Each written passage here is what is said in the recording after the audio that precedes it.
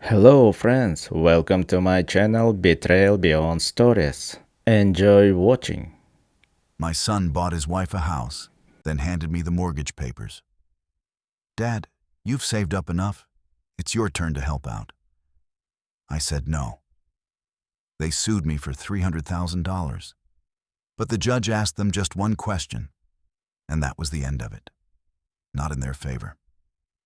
The envelope arrived on a Tuesday morning in March.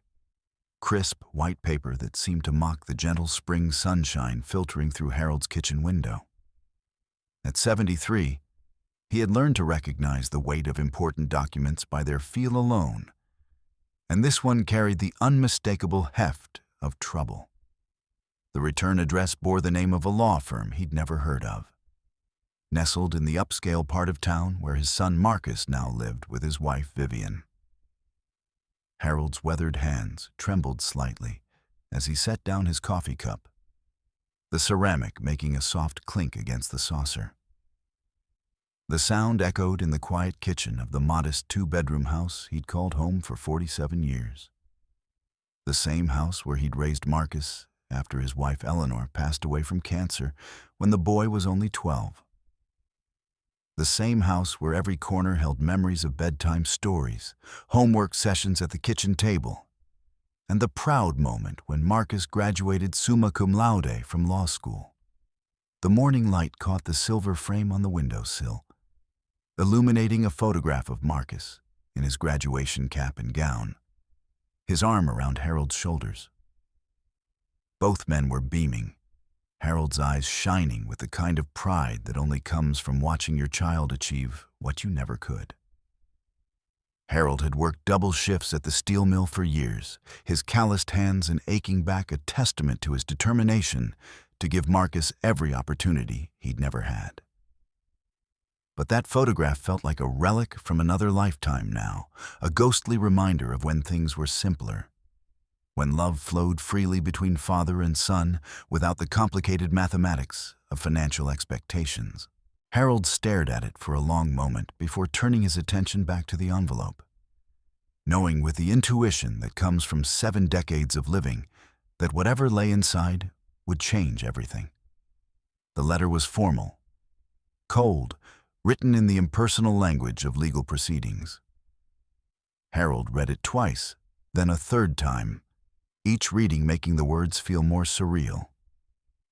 His son and daughter-in-law were suing him for $300,000, claiming he had promised to help them purchase their dream home, and had subsequently reneged on his commitment. The papers detailed a narrative that felt foreign to Harold, painting him as a manipulative patriarch who had dangled financial assistance like a carrot before cruelly withdrawing it.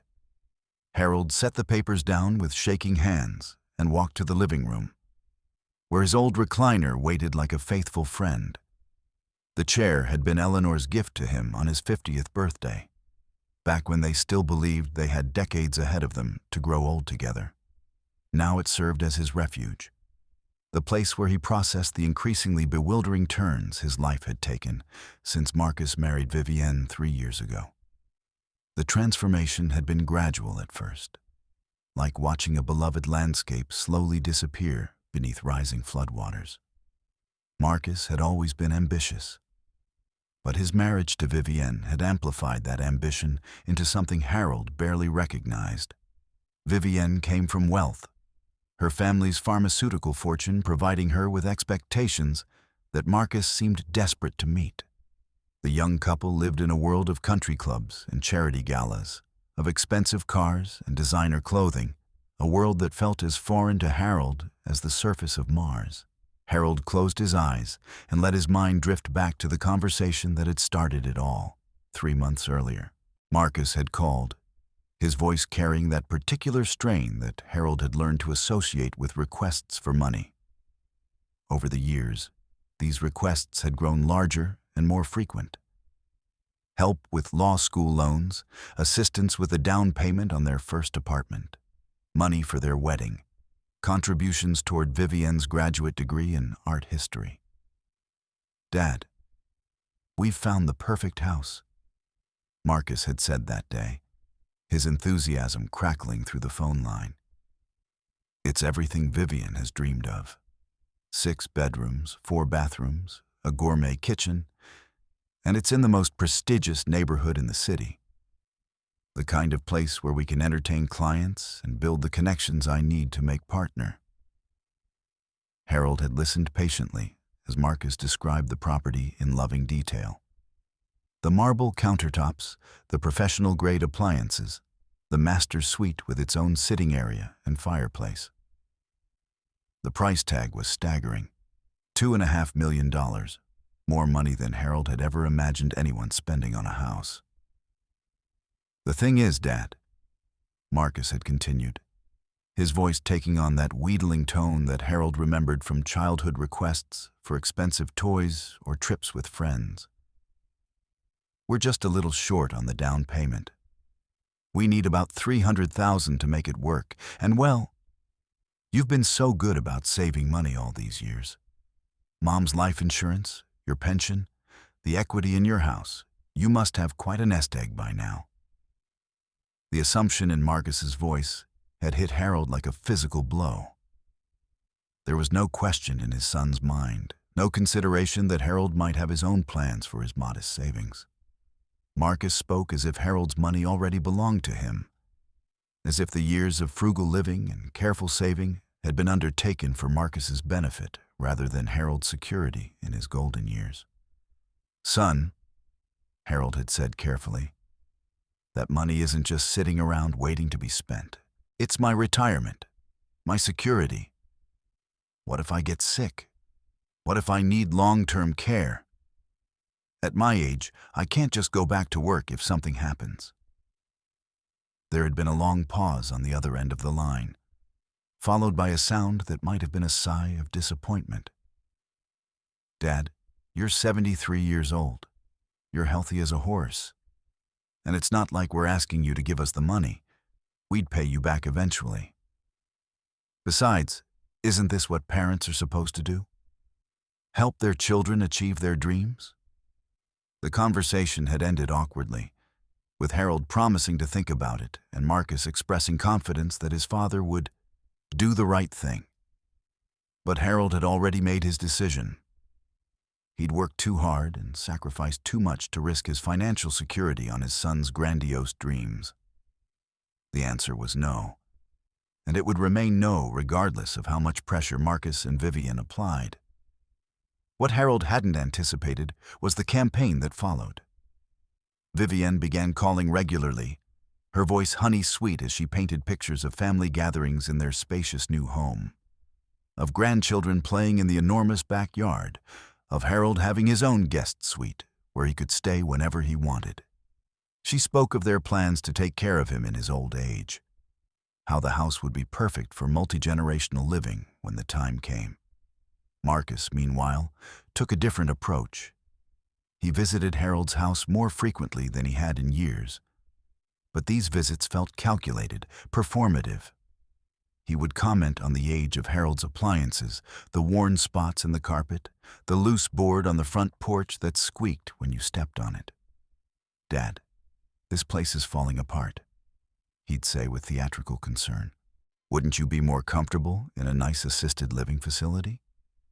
We could help you find something really nice, and then you wouldn't have to worry about maintenance and upkeep anymore." The subtext was clear. Sell the house, give us the money, and we'll find you somewhere suitable to live out your remaining years. Harold began to feel like a piece of furniture being appraised for auction, valued only for what he could contribute to their grand plans. The pressure intensified as winter turned to spring. Marcus would call with updates on their house hunting, always emphasizing how close they were to losing their dream home to another buyer. Vivian would send Harold real estate listings via email, pointing out investment opportunities that could help him grow his money, all of which seemed to require liquid capital that could more easily be redirected toward their house fund. They brought Harold to see the house twice, driving him through the winding streets of the exclusive Willowbrook neighborhood where the homes sat on acre lots behind gates and perfectly manicured hedges. The house itself was undeniably beautiful. A sprawling colonial with white columns and black shutters that looked like something from a magazine spread. But Harold couldn't shake the feeling that he was being shown a beautiful cage, something designed to trap him in his son's vision of what his life should become. During the second visit, as they toured the rooms that Marcus and Vivian had already mentally furnished, Harold found himself standing alone in what would have been his proposed guest suite. It was lovely, with large windows overlooking the back garden and an ensuite bathroom with safety features clearly designed for elderly occupants. But it felt like a consolation prize, a comfortable place to wait out his final years while his son and daughter-in-law lived their lives around him. Harold thought of his own little house, with its familiar creaks and quirks, its garden where he'd planted tomatoes every summer for 20 years, its proximity to the friends and neighbors who had become his chosen family. He thought of Eleanor's presence still lingering in every room, in the kitchen where she'd taught him to make her famous apple pie, in the bedroom where they'd held each other through her final illness. The idea of leaving all of that behind for a guest room in his son's mansion felt like a betrayal of everything he'd built and everyone he'd loved. When Harold finally gave his definitive answer, a gentle but firm no, the reaction was swift and devastating. Marcus's calls became infrequent and terse. Vivian stopped calling altogether. Their monthly dinner invitations dried up, leaving Harold to wonder if his son's love had always been conditional on his usefulness as a source of funding. The final straw came when Harold learned, through a neighbor whose daughter worked at the real estate agency, that Marcus and Vivian had gone ahead and put in an offer on the house anyway. They'd somehow secured financing for the full amount, despite their previous claims that they desperately needed Harold's contribution. The realization that their months of emotional manipulation had been based on a lie left Harold feeling hollowed out, betrayed by the child he'd sacrificed everything to raise. And now this lawsuit, this ultimate act of entitlement disguised as legal remedy. Harold read through the papers again, noting how they'd twisted his expressions of support for their happiness into promises of financial assistance. They claimed he'd verbally committed to providing the down payment money during a family dinner, a conversation Harold remembered very differently. In his recollection, he'd simply said he wanted them to be happy and would help however he could, a statement they'd apparently interpreted as a binding financial commitment. The papers painted a picture of Harold as a wealthy retiree hoarding money while his deserving children struggled to achieve their modest dreams.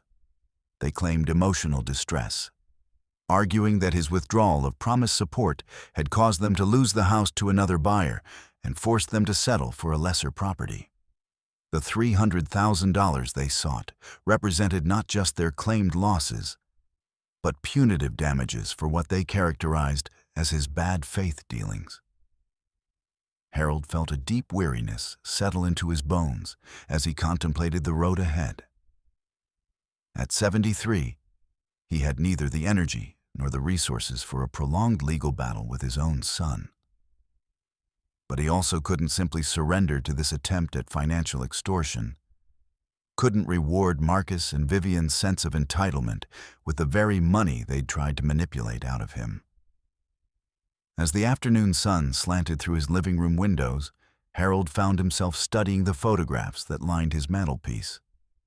There was Marcus as a gap-toothed 8-year-old holding his first fishing rod. Marcus in his high school football uniform, Marcus at his college graduation, Marcus on his wedding day with Vivian radiant beside him in her $1,000 dress. Each image represented a moment when Harold had been proud to be this man's father, when the future had seemed bright with possibility and love. But interspersed among these happy memories were other photographs. Harold and Eleanor on their modest wedding day, their faces glowing with the kind of love that doesn't require expensive settings or designer clothing. Harold receiving his 25-year service award at the steel mill, his genuine pride evident despite the simplicity of the ceremony. Eleanor in her hospital bed during her final days, her hand in Harold's as they faced the future together with courage and grace. These images reminded Harold of who he was and what he valued. He'd been raised to believe that family meant supporting each other through thick and thin. But he'd also been taught that respect and love couldn't be purchased with money or extracted through emotional manipulation. Eleanor, if she were still alive, would have been heartbroken to see what their son had become. But she also would have supported Harold's decision to stand firm against this attempt at financial bullying. Harold reached for his phone and dialed the number of his own attorney, a kindly man named Robert Chen, who'd handled Eleanor's estate and had been quietly managing Harold's modest legal affairs for years.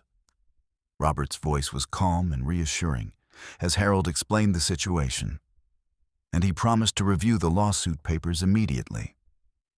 "Harold," Robert said after a brief pause, "I want you to know that this type of case is far more common than you might think. Adult children suing their parents for money, claiming verbal promises or implied commitments. The good news is that these cases are notoriously difficult to prove, especially when there's no written agreement or documented evidence of the alleged promise." The conversation gave Harold some measure of comfort, but it couldn't erase the deeper pain of his son's betrayal. As he hung up the phone, Harold found himself wondering where he'd gone wrong as a father. Had he been too generous over the years, creating a sense of entitlement that now threatened to destroy their relationship entirely? Had he failed to teach Marcus the value of money, the importance of living within one's means, the satisfaction that comes from achieving goals through your own efforts rather than family handouts? The house felt unusually quiet that evening as Harold prepared his simple dinner of soup and a grilled cheese sandwich. He'd grown accustomed to solitude in the years since Eleanor's death. But tonight, the silence felt oppressive, heavy with the weight of family dysfunction and broken trust. He found himself talking to Eleanor's photograph as he ate, updating her on the latest developments in what had become a thoroughly depressing family drama. "I don't know what to do, sweetheart," he said to her smiling image. "I love that boy with all my heart. But I can't understand how he became someone who would do this to his own father. Did we spoil him? Did we not teach him the right values? Or is this all Vivian's influence, pushing him to achieve a lifestyle that's beyond his means?" The photograph, of course, offered no answers. But Harold found comfort in the ritual of sharing his thoughts with his beloved wife. She'd always been his sounding board, the person who helped him process difficult decisions and see situations from multiple perspectives. Her absence had never felt more acute than it did tonight, as he faced the most challenging family crisis of his life without her wisdom to guide him. As Harold prepared for bed, he found himself thinking about the broader implications of this lawsuit. Win or lose, his relationship with Marcus would never be the same. The trust that had been broken couldn't be easily repaired, and the knowledge that his son was willing to drag him into court for money would forever color their interactions. Even if the lawsuit was dismissed, Harold would always know that Marcus had been prepared to destroy their relationship for the sake of a house payment. The thought kept him awake long into the night, staring at the ceiling and listening to the familiar sounds of his neighborhood settling into sleep. Somewhere across town, in their current home, which Harold now realized was quite nice despite their claims of desperation. Marcus and Vivienne were probably planning their legal strategy, perhaps even congratulating themselves on their cleverness in finding a way to force Harold's hand. But Harold had faced greater challenges than this in his 73 years. He'd survived the death of his parents when he was barely out of his teens, had worked grueling jobs to support his young family, had held Eleanor's hand as cancer slowly stole her away from him. This lawsuit, painful as it was, would not break him. He would meet it with the same quiet strength that had carried him through every other crisis in his life. As dawn approached, Harold finally drifted off to sleep, his dreams filled with memories of better times when his son's love hadn't come with a price tag attached. Tomorrow would bring new challenges, phone calls with lawyers, and the beginning of what promised to be a difficult legal battle. But tonight, in the sanctuary of the home he'd built with Eleanor, Harold found the peace he needed to face whatever lay ahead. The weight of expectations, Harold reflected in his drowsy state, could be heavier than any physical burden. But sometimes, the most loving thing a parent could do was refuse to carry that weight, even when it meant standing alone against the child they'd raised with such hope and devotion. Tomorrow, he would begin to fight for more than just his money. He would fight for the principle that love and respect couldn't be legislated by lawsuit or purchased with inherited wealth. The law office of Chen & Associates occupied a modest suite in a mid-century professional building that had seen better days. But Robert Chen's reputation for careful, thorough legal work had sustained his practice for nearly 3 decades. Harold arrived 15 minutes early for their appointment, a habit ingrained by years of factory work where punctuality wasn't just appreciated, it was essential for safety and productivity. Robert greeted Harold with the warm handshake of an old friend, though their relationship had been built more on professional respect than personal intimacy. At 62, Robert retained the sharp eyes and quick mind that had made him one of the most trusted estate and family law attorneys in the city, specializing in cases that required both legal expertise and emotional sensitivity. Harold, I've reviewed the lawsuit thoroughly, Robert began, settling behind his desk with Harold's file spread before him. I have to say, this is one of the more brazen attempts at family extortion I've encountered in my career.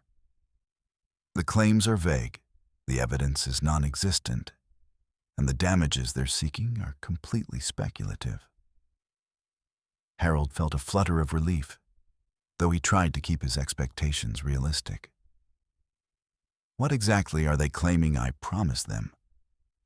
Robert adjusted his reading glasses and referred to the papers. According to their complaint, during a family dinner on December 15th of last year, you allegedly told Marcus and Vivienne that you would provide $300,000 toward the purchase of their dream home. They claim this was a firm commitment, not just an expression of support, and that they relied on this promise to enter into purchase negotiations. I remember that dinner, Harold said slowly. Marcus was talking about house hunting, and Vivienne was showing me pictures on her phone of these enormous places. I think I said something like, I want you both to be happy, and maybe I'll help however I can. But I never made any specific financial commitment. That's exactly the problem with their case, Robert explained. Courts are very reluctant to enforce alleged oral promises, especially when they involve large sums of money and family relationships. The legal standard for proving such agreements is extremely high, and based on what I see here, they don't come close to meeting it. Robert spread several documents across his desk, pointing to relevant sections as he explained the legal landscape. In cases like this, the plaintiffs need to prove several things. First, that a clear and specific promise was made. Second, that they reasonably relied on that promise. And third, that they suffered damages as a direct result of the promise being broken. They're failing on all 3 counts. Harold leaned forward, studying the papers with the intense concentration he'd once applied to quality control inspections at the steel mill.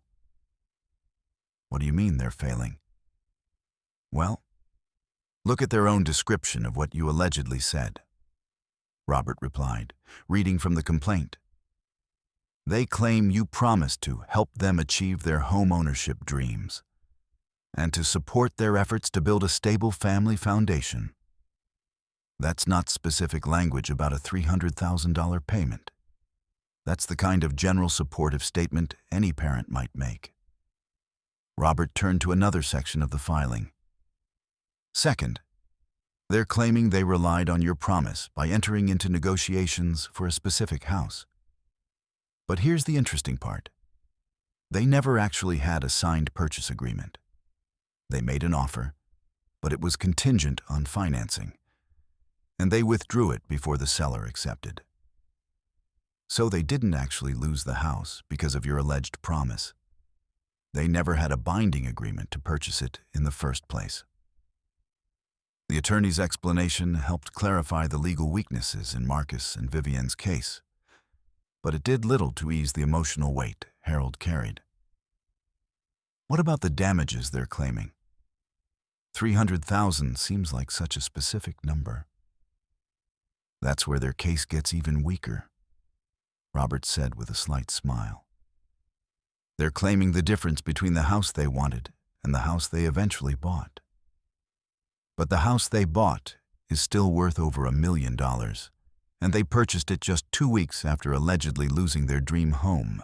It's hard to argue that they suffered significant damages when they immediately found an alternative property that met their needs.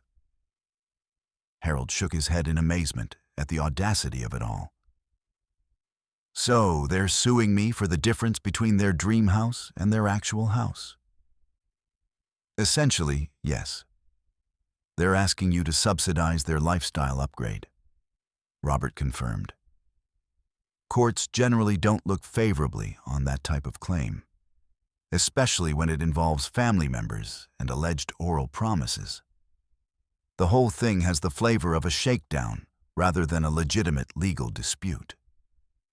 Despite Robert's confident assessment, Harold felt compelled to ask the question that had been haunting him since receiving the lawsuit. But what if they're able to convince a judge or jury that I did promise them the money? What if they're better at telling their story than I am at telling mine? Robert's expression grew more serious. That's always a risk in litigation, Harold, which is why I never make guarantees about outcomes. But I will say this.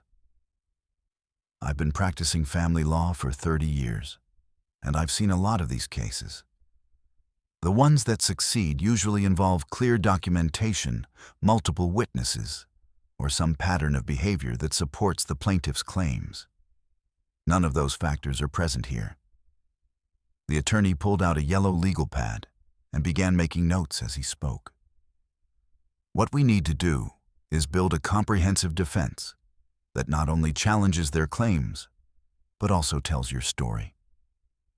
We need to document your financial situation, your reasonable concerns about retirement security, and the pattern of increasing financial demands from Marcus and Vivienne over the years. Harold found himself thinking about those increasing demands, the gradual escalation from small requests to major financial commitments. You know, Robert, looking back on it, I can see how they were testing the waters, seeing how much they could get from me before I said no. Tell me about that pattern, Robert encouraged, his pen poised to take notes. Harold spent the next hour recounting the history of financial requests from his son and daughter-in-law. The law school loan assistance, the wedding contributions, the down payment help for their first apartment, the support for Vivienne's graduate degree. Each request had been presented as temporary, urgent, and absolutely necessary for their future success. The amounts kept getting larger, Harold explained, and their arguments kept getting more sophisticated. At first, it was just, "Dad, we need help with this one thing." But over time, it became more about their lifestyle expectations and what they thought I owed them as family. Robert nodded knowingly. This pattern actually helps your case significantly. It shows a history of escalating demands and suggests that this lawsuit is just the latest attempt to access your finances. It's not about a broken promise. It's about entitlement. As they discussed strategy, Harold found himself sharing details he'd never articulated before, even to himself. The way Vivian would comment on his modest lifestyle while hinting at all the ways his money could be better invested.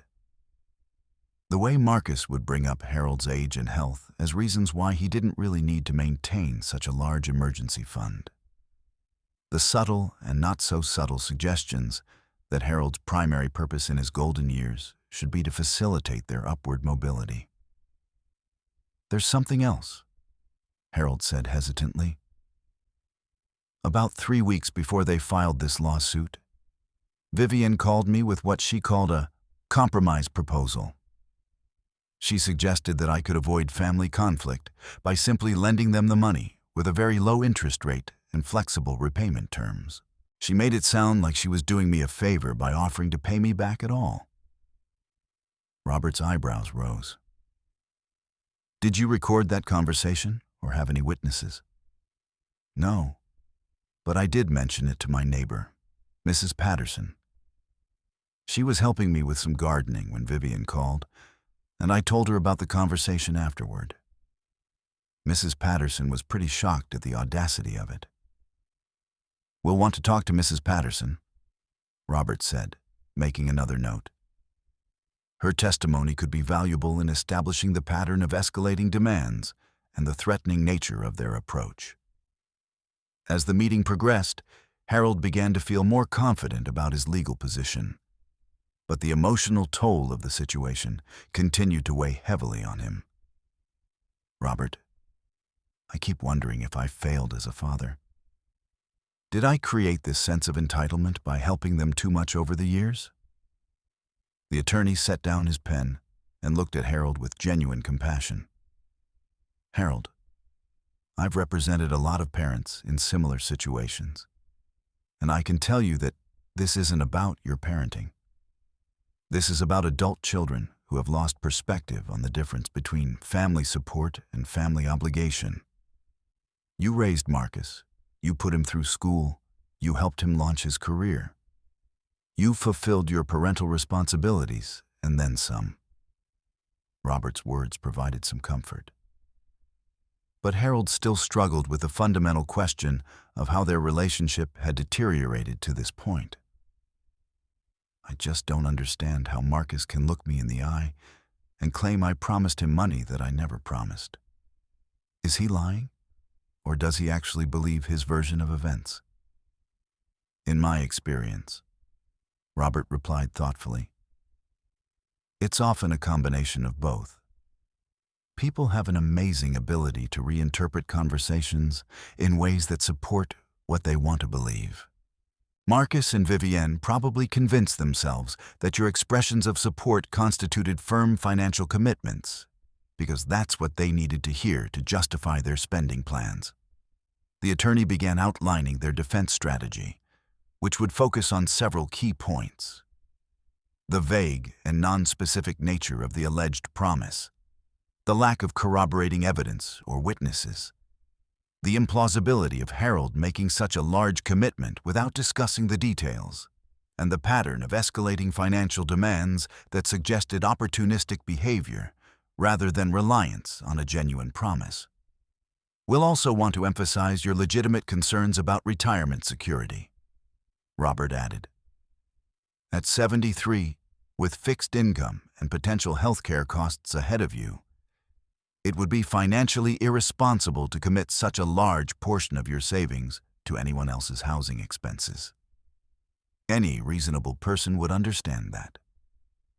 Harold felt a mixture of relief and sadness as the meeting concluded. Relief that his legal position seemed strong, but sadness that his relationship with Marcus had devolved into a courtroom battle over money. As he prepared to leave, Robert offered one final piece of advice. "Harold, I want you to be prepared for the possibility that this lawsuit, regardless of its outcome, may permanently damage your relationship with Marcus and Vivienne. Some families recover from these kinds of disputes, but others don't. You need to be emotionally prepared for either possibility." The drive home gave Harold time to process everything Robert had shared. The legal aspects of the case seemed manageable, but the personal implications were staggering. How do you rebuild a father-son relationship after one party has tried to legally force the other to hand over their life savings? How do you trust someone who has demonstrated such a fundamental disregard for your financial security and emotional well-being? Harold pulled into his driveway and sat in his car for several minutes, looking at the house that had been the center of so much recent controversy. It wasn't a mansion, and it wasn't in a prestigious neighborhood, but it was his. He'd earned every square foot through decades of honest work, and he'd maintained it with his own hands and careful stewardship. The idea that Marcus and Vivian saw it primarily as a source of funding for their lifestyle ambitions felt like a betrayal of everything the house represented. That evening, Harold called his sister Margaret in Phoenix, something he rarely did except on holidays and birthdays. Margaret was 5 years younger than Harold, but had always possessed a shrewd understanding of human nature that came from raising 4 children largely on her own after her husband's early death. "Maggie," Harold began after they'd exchanged pleasantries, "I need to tell you what's been happening with Marcus." He spent nearly an hour recounting the entire situation, from the initial requests for house money through the lawsuit filing. Margaret listened without interruption, occasionally making soft sounds of sympathy or surprise, but saving her comments for the end. "Harold," she said when he'd finished, "I'm so sorry you're going through this. But I have to say, I'm not entirely surprised. I've been watching Marcus and Vivian's lifestyle for the past few years, and I kept wondering how they were affording it all on his salary. Now I know. They were counting on your money as part of their financial plan." Margaret's observation hit Harold like a physical blow because it articulated something he'd been sensing but hadn't wanted to acknowledge. "You think they've been planning this for a while?" "I think they've been taking your generosity for granted and assuming it would continue indefinitely," Margaret replied. "The lawsuit is just their way of trying to formalize what they probably see as their rightful inheritance. They don't want to wait for you to die to get access to your money." The bluntness of Margaret's assessment was jarring, but Harold recognized the truth in it. Marcus and Vivian had been living as if Harold's resources were already part of their portfolio, making financial decisions based on expectations rather than their own earning capacity. The lawsuit wasn't really about a broken promise. It was about forcing Harold to subsidize a lifestyle they couldn't actually afford. "What would Eleanor think about all this?" Margaret asked gently. Harold closed his eyes, picturing his wife's face and trying to imagine her reaction to the current situation. "She'd be heartbroken," he said finally. She loved Marcus so much, was so proud of what he accomplished. But she also had very clear ideas about financial responsibility and family obligations. "I think she'd support my decision to say no, even though it would break her heart to see how things have turned out." Margaret's voice was firm when she responded. "Eleanor would tell you to stand your ground, Harold. She'd remind you that real love doesn't come with financial strings attached, and that you're not helping Marcus by enabling his sense of entitlement. Sometimes the most loving thing you can do is let people face the consequences of their choices."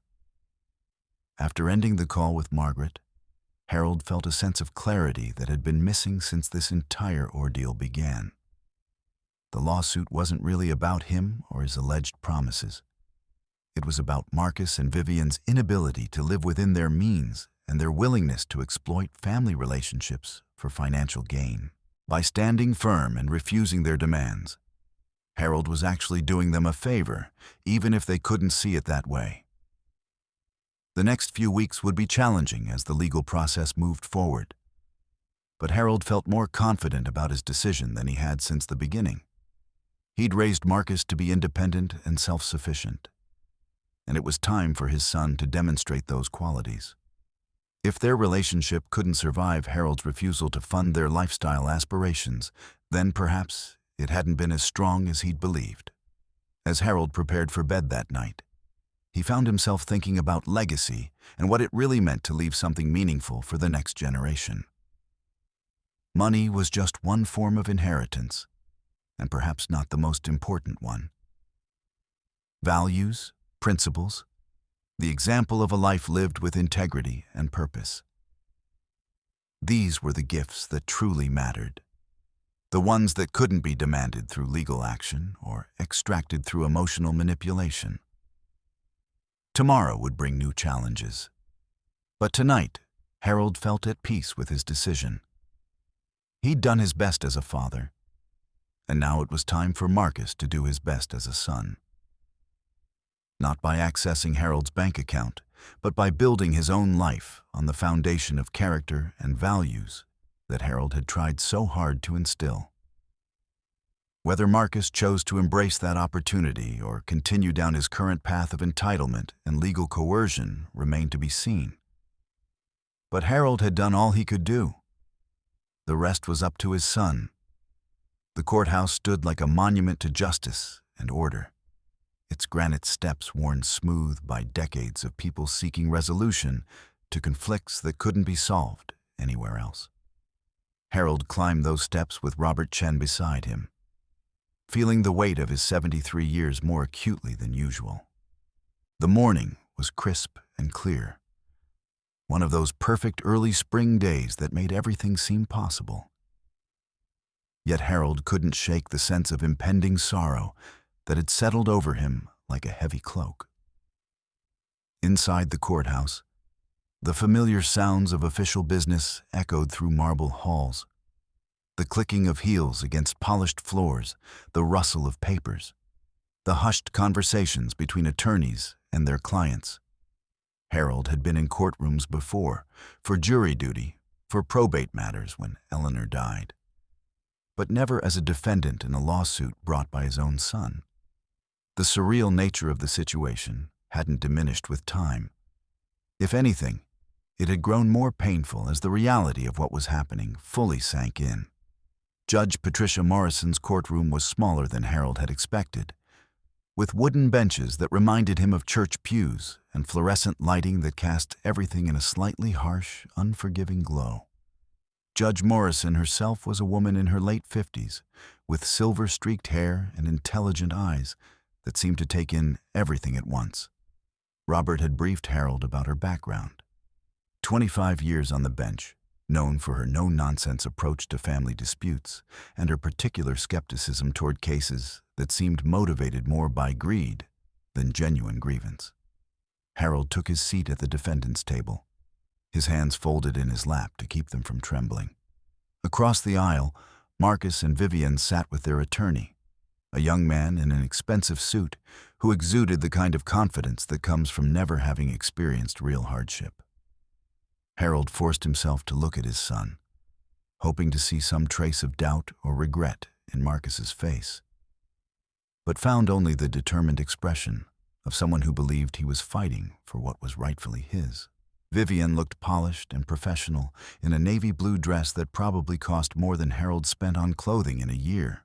Her blonde hair was perfectly styled, her makeup flawless, her posture erect with the confidence of someone accustomed to getting her way.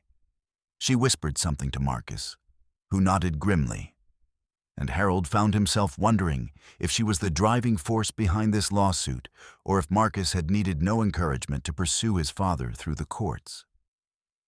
The bailiff called the court to order, and Judge Morrison reviewed the case files before addressing the assembled parties. This is a civil matter, Chen versus Harold Morrison, in which the plaintiffs are seeking damages of $300,000 based on an alleged oral promise to provide financial assistance for a home purchase. Mr. Chen, you may present your opening statement. Marcus and Vivian's attorney, who had introduced himself as Derek Hawthorne, rose with theatrical confidence. He was perhaps 30 years old, with the kind of aggressive ambition that Harold recognized from his son's early career days. Hawthorne began his presentation with a sweeping gesture toward his clients. Your Honor, this case is about broken promises and shattered dreams. Hawthorne began, his voice carrying the practiced cadence of someone who had given this speech many times before. Marcus and Vivian Chen are a young couple trying to build a life together, trying to create the kind of stable family foundation that every American family deserves. They worked hard, saved their money, and made responsible financial decisions based on a clear promise from Harold Morrison, Marcus's own father, to help them purchase their dream home. Harold winced at the characterization. The idea that Marcus and Vivian had made responsible financial decisions seemed laughable given their history of living beyond their means and their apparent assumption that Harold's savings were available to fund their lifestyle choices. Hawthorne continued, painting a picture of Harold as a wealthy retiree who had dangled financial assistance in front of his desperate children before cruelly withdrawing it. Mr. Morrison led my clients to believe that he would provide $300,000 toward their home purchase. They relied on this promise, entered into negotiations for a beautiful family home, and then watched their dreams crumble when Mr. Morrison suddenly changed his mind and refused to honor his commitment. The attorney gestured toward an easel where he'd placed a photograph of the house Marcus and Vivian had wanted to buy. It was indeed beautiful, a sprawling colonial with professional landscaping and the kind of architectural details that screamed expensive taste. Harold found himself wondering how anyone could look at that house and consider it a necessity rather than a luxury. The emotional distress my clients have suffered cannot be understated. Hawthorne continued. They were forced to settle for a lesser home, to abandon their carefully laid plans for their future.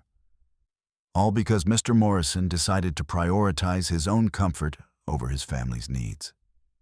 We're not asking for charity, Your Honor. We're asking for accountability. When you make a promise to your own son, when you give your word as a father and as a man, that promise should mean something. Harold felt his anger rising as he listened to this distorted version of events. The way Hawthorne told it, Harold was a selfish miser hoarding wealth while his poor children struggled to achieve modest dreams. There was no mention of the decades of financial support Harold had already provided, no acknowledgement of his legitimate concerns about retirement security, no recognition that Marcus and Vivian's lesser home was still worth over $1 million. When Hawthorne finished, Judge Morrison turned to Robert Chen. Mr. Chen, your opening statement. Robert rose with the calm dignity that Harold had come to appreciate. Unlike Hawthorne's theatrical approach, Robert's presentation was straightforward and factual. Your Honor, this case is not about broken promises. It's about unrealistic expectations and a fundamental misunderstanding of the difference between parental support and financial obligation.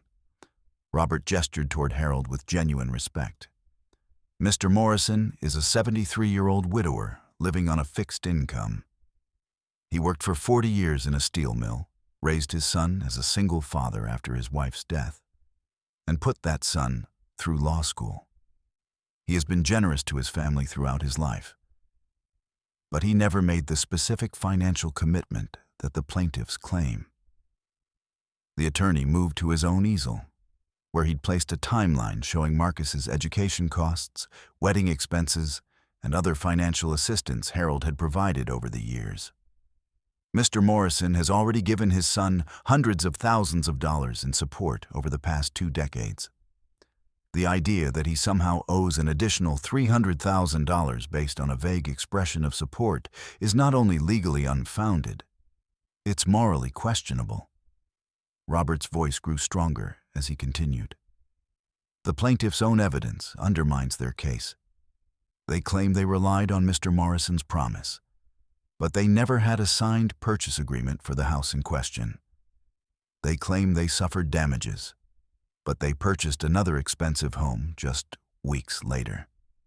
Most importantly, they cannot provide any specifics about when, where, or how this alleged promise was made, because it never happened. Harold felt a surge of gratitude toward Robert for so clearly articulating what had been a tangle of emotions and half-formed thoughts in his own mind. The case really was about unrealistic expectations rather than broken promises, about adult children who had confused their father's love with an obligation to fund their ambitions. Judge Morrison made some notes and then addressed both attorneys. I've reviewed the preliminary motions and evidence in this case, and I have some questions before we proceed with witness testimony.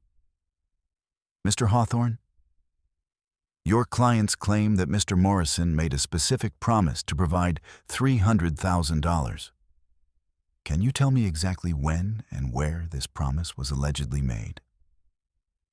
Hawthorne consulted his notes before responding. Your Honor, the promise was made during a family dinner at my client's home on December 15th of last year. Mr. Morrison expressed enthusiasm for their home buying plans and specifically stated that he would provide the financial support they needed. And were there any witnesses to this alleged promise besides your clients?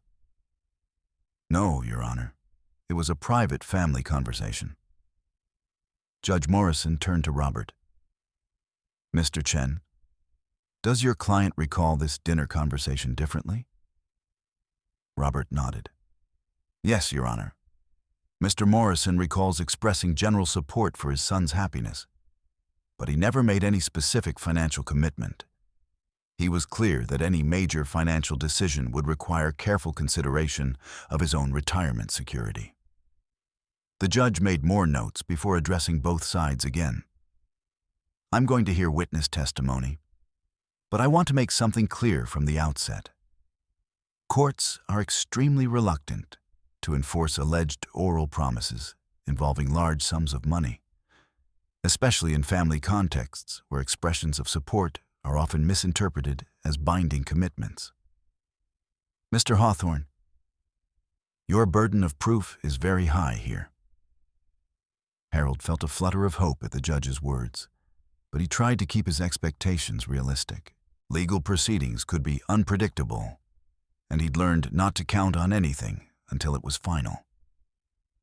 Marcus was called as the first witness, and Harold watched his son approach the witness stand with mixed emotions. Part of him still saw the earnest young man who had worked so hard to succeed in law school, who had called Harold every week during his first year of practice to share his experiences and seek advice. But another part of him saw a stranger, someone who had become so focused on material success that he was willing to destroy their relationship for money. Under Hawthorne's questioning, Marcus told his version of the December dinner conversation. According to Marcus, Harold had been enthusiastic about their house hunting plans and had specifically said, "Don't worry about the down payment. I've got more money than I know what to do with, and I want to see you kids settled in a proper home." Harold felt his heart sink as he listened to this fabricated version of events. The words attributed to him were completely foreign. He would never have said he had more money than he knew what to do with. And he certainly wouldn't have characterized Marcus and Vivian as kids who needed to be settled anywhere. Marcus continued his testimony, describing how he and Vivian had relied on Harold's promise to enter into negotiations for their dream home. "We never would have pursued such an expensive property without Dad's assurance that he would help with the down payment," Marcus said, his voice carrying just the right note of injured innocence. "We trusted him completely because he was our father, and fathers don't lie to their children about something so important." Harold found himself studying his son's face, looking for some sign that Marcus knew he was distorting the truth. But Marcus seemed genuinely convinced by his own narrative, as if he had successfully rewritten history in his own mind to support his current position. When Robert began his cross-examination, his questions were precise and revealing. "Mr. Chen, you're an attorney yourself, correct?" "Yes, that's right." "And you understand the importance of getting agreements in writing when large sums of money are involved?" Marcus shifted uncomfortably. "Well, yes, but this was a family matter. I trusted my father's word." But you didn't think to follow up this alleged promise with any kind of written confirmation? No email, no text message, no formal agreement? As I said, it was a family matter. I didn't think I needed to treat my own father like a business client. Robert consulted his notes. Mr. Chen, you claim you relied on your father's promise to pursue this particular house. But isn't it true that you and your wife had been looking at expensive homes for months before this alleged promise was made? Marcus hesitated. We had been exploring our options, yes. And isn't it true that you had already made offers on 2 other properties before the December dinner you've described?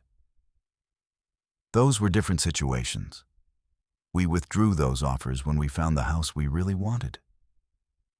Robert pressed further. Mr. Chen, you claim that your father's refusal to provide money caused you to lose your dream home. But isn't it true that you never actually had a signed purchase agreement for that property? We had submitted an offer. An offer that was contingent on financing, correct? And you withdrew that offer before the sellers had even responded, didn't you? Marcus's confidence began to waver. Yes, but only because Dad went back on his promise. We couldn't proceed without his financial support. But Mr. Chen, if you truly believed your father had committed to providing $300,000, why didn't you include that in your financing calculations when you submitted the offer? Why make the offer contingent on financing if you already had a guaranteed source for the down payment? The question hung in the air, like a sword waiting to fall. Marcus stumbled through an explanation about wanting to keep their private family arrangements, separate from the formal purchase process. But his reasoning sounded hollow, even to Harold's sympathetic ears. Robert continued his methodical destruction of Marcus's credibility. Mr. Chen, you mentioned that you and your wife were forced to settle for a lesser home after your father allegedly broke his promise. Can you tell the court what you paid for this lesser home? $1.2 million. And how much were you planning to spend on your dream home? $2.5 million. So you were able to purchase $1 million home without your father's assistance, is that correct? Yes, but it wasn't the home we wanted. Robert's voice carried a note of incredulity. Mr. Chen, you're asking this court to award you $300,000 because you had to settle for $1 million home instead of a $2.5 million home. Do you understand how that might sound to people who consider $1 million home to be quite luxurious? Hawthorne objected to the question as argumentative, but the damage was done. Marcus's testimony had revealed the entitled mindset that Harold had been struggling to understand for months. His son genuinely seemed to believe that being forced to live in a merely expensive home, rather than an extremely expensive home, constituted a form of damages worthy of legal remedy. Vivienne's testimony followed a similar pattern. She was poised and articulate, but her version of events had the same artificial quality as Marcus's account. She described Harold's alleged promise in slightly different terms than Marcus had, creating subtle inconsistencies that Robert was quick to highlight during cross-examination. Under Robert's questioning, Vivienne revealed details about their lifestyle that painted a picture of people living well beyond their means. The expensive cars, the country club memberships, the frequent vacations to exclusive resorts, all funded by Marcus's law firm salary and what Vivienne described as family support from Harold. Mrs. Chen, Robert asked, how much money has Mr. Morrison provided to you and your husband over the course of your marriage? Vivienne looked uncomfortable. I don't keep track of family gifts. But you would agree it's been substantial? Law school assistance, wedding costs, down payment help for your first home, graduate school tuition for you? Harold has been generous, yes, Would you estimate the total amount at more than $200,000 over the past 5 years? Vivienne glanced at her attorney before answering. Possibly. And now you're asking for an additional $300,000? We're asking Harold to honor his commitment. Robert's final question was devastating in its simplicity. Mrs. Chen, if someone had already given you over $200,000 in financial assistance, and you wanted them to provide an additional $300,000, wouldn't you think it might be appropriate to get that promise in writing? Vivienne's answer was barely audible. I suppose that would have been prudent. When Harold took the stand to testify on his own behalf, he felt the weight of everything that had led to this moment. Looking out at the courtroom, he saw Marcus and Vivienne sitting rigid in their chairs, their faces masks of determination and barely concealed anger. He saw Robert Chen, the attorney who had become his advocate and ally in this fight for his financial independence. And he saw Judge Morrison, whose decision would determine not just the legal outcome, but the future of his relationship with his son. Harold's testimony was straightforward and heartfelt.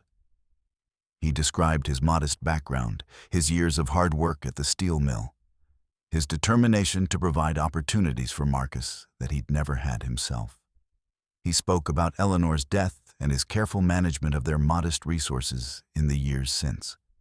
Most importantly, he gave his version of the December dinner conversation that had allegedly resulted in a $300,000 commitment. I remember telling Marcus and Vivienne that I wanted them to be happy, Harold said, his voice steady despite the emotional weight of the situation. I may have said something about helping however I could, but I never made any specific financial promise. And I certainly never said I would provide $300,000 for a house down payment. Judge Morrison listened intently as Harold completed his testimony, then turned her attention to the evidence presented by both sides. After a brief recess, she returned with a decision that would change everything.